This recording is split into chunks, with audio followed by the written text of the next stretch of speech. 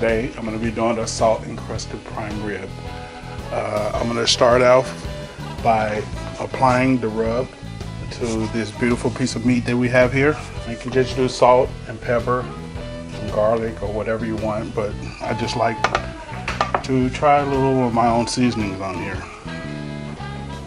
A little generous amount.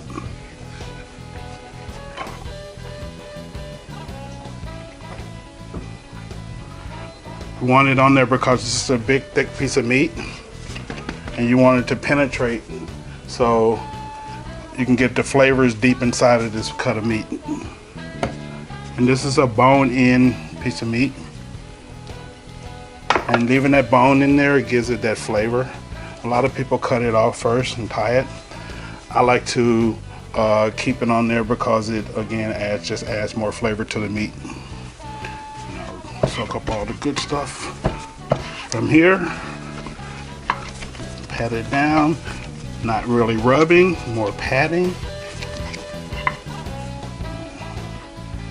Add a little more.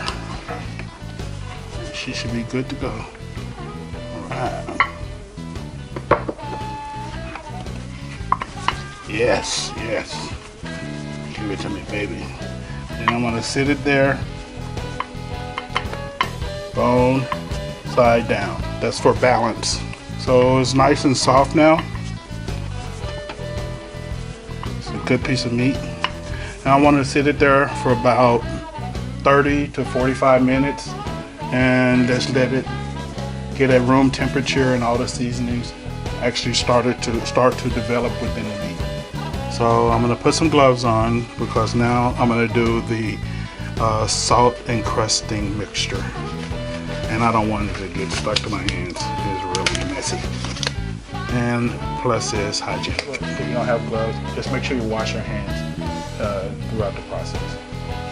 So now I'm going to make my salt encrusted mixture. I got all my herbs and garlicky goodness inside this kosher salt. Now I'm going to add 2 cups of water to it. And then I'm gonna get downright dirty with it with my hands.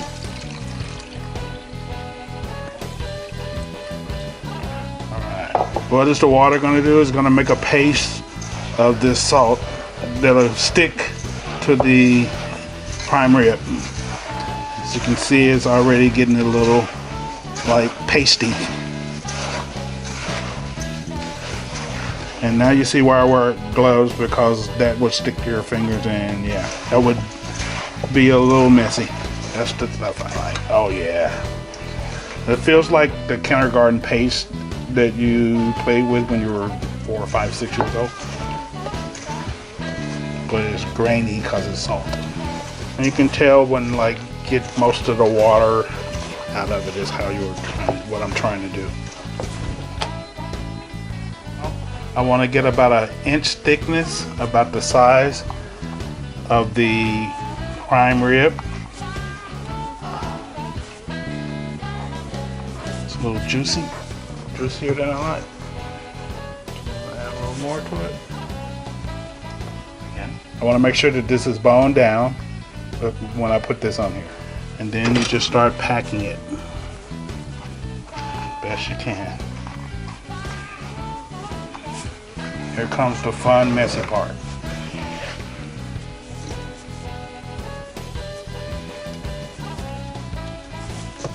So I'm just packing it because I just want to get the salt all the way around this beautiful piece of meat. So the salt is just going to give this meat all this great flavor that we work so hard to make. You want the salt around all of the meat so you can get flavor incorporated throughout all of this prime rib. Do the best you can, because in about 20 minutes we're going to take this out and repack it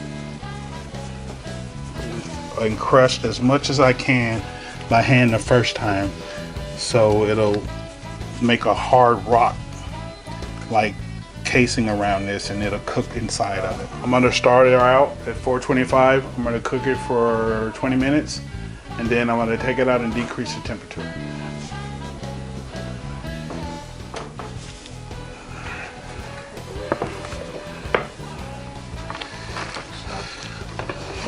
You don't want to do this with your hands because this is extremely hot stuff. So I'll take a couple of little spatulas, wooden, if you have them. You just bring this right up to the side of the roast. Trying to, again, pack it. There. So I'm trying to create a capsule around the prime rib. A capsule of flavor, if you will. Now that this has dried out a little, it's a little pastier and it's easier to mold to the rib. And now it's going to go back in the oven. We're going to reduce the temperature from 425 to 350. I'm going to take a temperature probe and stick it right in the center of this. And I'm going to stick it there where I can read it from the oven.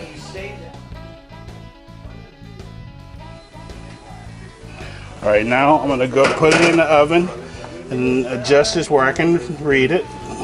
Center it. Close her up. In 1 hour, I'm going to test the temperature and see where we are, and that'll give me a gauge on how much longer our cooking time is. And it'll also help me decide what time to start cooking the rest of the dinner. That should be part of it. That should be part of it right there, Dave. All right, here we go. And clock says exactly what I said it is. And put the glasses back on. But that's gonna be a good temperature right there. That's gonna be really, really good. Look at that creature. So this is the prime rib, and you can see that some of the salt is already falling off of it, which is perfectly okay. And you can see how nice caramelized and brown the meat is now. And we still got our salt on top. In about 15 minutes, I'm gonna take that salt mixture off and set it on a serving platter and let it sit for about 10 more minutes. Cut it up, we're eating. Yes, still a little warm. You can see the whole segment comes off. I'm trying to get it to balance on here so it can just rest a little more. As you can see, the juices are coming out of there. Oh, it's gonna be so good.